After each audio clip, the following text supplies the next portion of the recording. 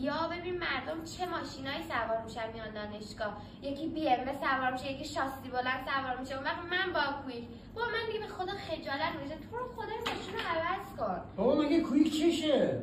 بابا خود در شأن منه با کویک برم. شأن تو کی هستی؟ دختر تو. خب دختر من کی؟ من یه رحم ساده. من یه بابا سرهنگ سرتیبه. یا فکر کردی من رو جنگ میشستم 8 ماه یه بار ماشین عوض کنم. بابا یه 6 ماه ماشین خریدم. الان برو نگاه کن زدی در داغونش کردی. تو 5 میلیارد میدم ماشین شاستی 2 روز دیگه بندازم بیرون. بابا یه بابا داری بهش میگی هی رشد میکنه برای آینده. ببین هر جو باغچه نزنا رو اعصاب من نرو. کم نقشه بکش با مامانه. کم دودمان منو بسوزونید. بابا خونه و زندگی تمام زندگی ازم گرفتی.